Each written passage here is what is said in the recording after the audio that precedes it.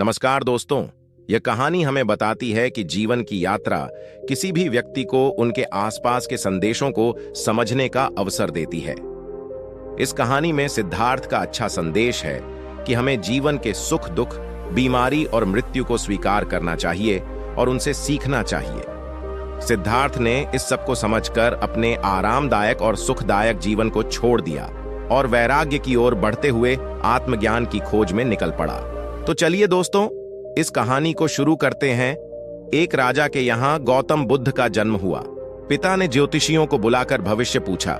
उन्होंने कहा, या तो यह सम्राट होगा और या तो यह साधु होगा। एक तरह से देखा जाए तो सच्चा सम्राट भीतर से साधु ही होता है। जब ज्योतिषियों की भविष्यवाणी राजा ने सुनी तो वे घबरा गए कि मेरा बेटा साधु हो जाए, ऐसा ठीक नहीं होगा। राजा ने पूछा, कोई उपाय बताए, क्योंकि मैं चाहता हूं कि राजा का पुत्र राजा ही बने। ज्योतिषियों ने कहा कि इसका लालन पालन व पूरा जीवन बड़ी सावधानी में बिताना होगा, अर्थात आपका पुत्र सिद्धार्थ कभी किसी बूढ़े व्यक्ति को न देखे, कभी किसी बीमार व्यक्ति को न देखे और कभी किसी मरे हुए व्यक्ति को न देखे।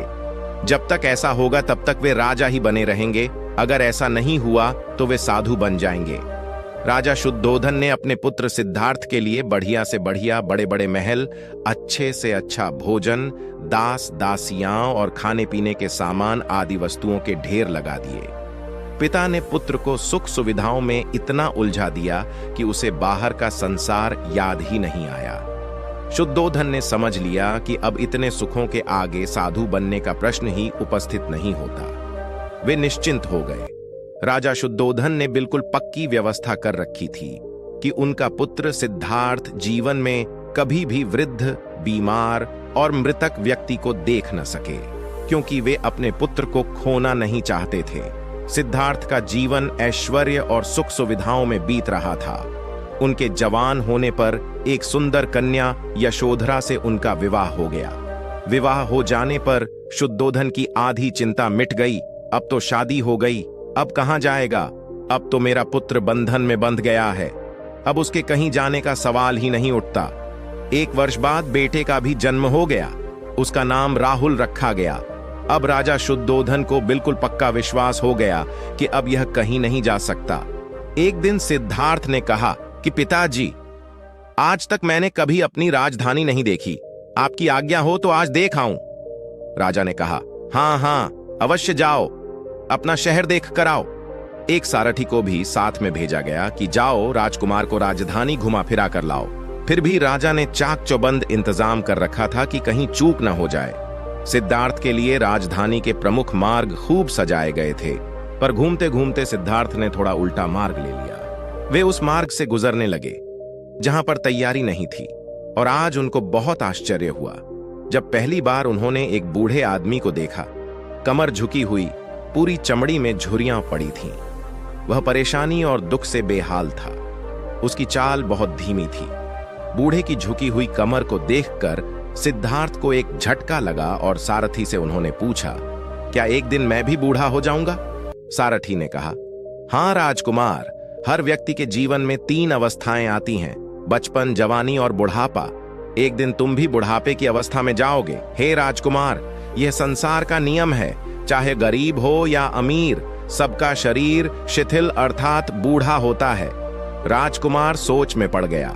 सारथी ने रथ को आगे बढ़ाया तो कुछ दूरी पर एक बीमार व्यक्ति मिला जो रोगों से घिरा हुआ था। उस पीड़ित व्यक्ति को देखकर राजकुमार का मन बहुत ही दुखी हुआ। राजकुमार ने पूछा, इसको क्या हुआ है? सारथी ने कहा, यह व्यक्ति बीमार है, इसलिए यह कराह रहा है। इस संसार में दुख और सुख दोनों हैं। यह अपने अपने भाग्य की बात है कि कोई दुखी है और कोई सुखी है। क्या मैं भी कभी बीमार हो सकता हूं? सारथी ने कहा, आप यह विचार अभी छोड़ दें। समय बड़ा बलवान होता है। ये सारी बातें कर्मों पर निर्भर करती हैं। चाहे राजा हो या रंक, सुख दुख सब पर आते हैं। अगर शरीर में कोई रोग आना है तो वह आएगा। यह सब सुनकर राजकुमार सोच में पड़ गया। सारथी ने रथ को कुछ आगे बढ़ाया तो सामने से 4 कंधों के ऊपर एक अर्थी को जाते हुए देखा। राजकुमार ने ऐसा पहली बार देखा था। उसने सारथी से पूछा, यह क्या है? यह आदमी मर गया है, यह मुर्दा है। जो व्यक्ति मर जाता है उसको बांधकर शमशान भूमि में ले जाते हैं, फिर वहां पर उसे जला दिया जाता है।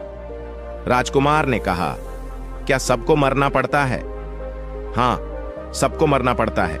यह मृत्युलोक है। जो जन्म लेता है उसे कभी न कभी अवश्य ही मरना पड़ता है। तो इसका मतलब यह हुआ कि ठीक इसी तरह से एक दिन मुझे भी मरना होगा।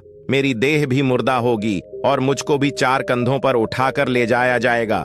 मुझको भी ऐसे ही रस्सियों से बांधा जाएगा। मेरे भी आगे पीछे घर के सदस्य रोएंगे, तड़पेंगे, और जिस संसार को मैंने इकट्ठा किया है वह सारा का सारा मुझसे छूट जाएगा। इसका मतलब यह हुआ कि क्या एक दिन मैं भी मर जाऊंगा? क्या एक दिन यशोधरा भी मर जाएगी? क्या एक दिन मेरा राहुल भी मर जाएगा? सारथी ने कहा, हाँ राजकुमार, एक दिन मैं भी मरूंगा, आप भी मरेंगे, यशोधरा भी मरेंगी और राहुल भी मरेगा, क्योंकि यह सब मरने के लिए ही पैदा होते हैं। उस रात सिद्धार्थ सो न सके। सोचने लगे कि क्या संसार में इतना दुख है, रोग है, बुढ़ापा है, और ऐसे में मैं खा पी कर कैसे जी सकता हूं? नहीं नहीं, ऐसा मुझसे नहीं हो सकता। मुझे खोजना होगा उस तत्व को जो दुख, पीड़ा और शोक से रहित हो, जो भय, भ्रम और भूल से परे हो, जो अनंत आनंद से भरा हो, जिसे पाकर फिर और कुछ पाने की इच्छा ना हो। सिद्धार्थ वैराग्य के शिखर तक पहुंच चुके थे। बस उसी रात को उन्होंने घर छोड़ दिया। सारथी से कहा कि नगर की सीमा से दूर ले चलो। नगर के बाहर पहुंचकर सारथी को लौटा दिया। फिर कई दिनों तक वन में चलते गए। एक घने पीपल के वृक्ष के नीचे आसन लगाकर ध्यान में लीन हो गए। इस कहानी का संदेश यह है कि हमें जीवन के अनुभवों से सीखना चाहिए और हर पल को महत्व देना चाहिए। सुख दुख, बीमारी और मृत्यु हम सभी के जीवन का हिस्सा हैं और हमें उन्हें स्वीकार करके उनसे सीखना चाहिए। वैराग्य की ओर बढ़ते हुए आत्मा की शांति और संतोष को प्राप्त करना हमारे जीवन का मुख्य उद्देश्य होना चाहिए। सिद्धार्थ की यह यात्रा हमें यह सिखाती है कि सही दिशा और समझदारी से हम अपने जीवन को सही दिशा में ले सकते हैं। अगर आपको यह कहानी पसंद आई हो तो कृपया इसे लाइक करें, सब्सक्राइब करें और अपने दोस्तों के साथ शेयर करें। धन्यवाद।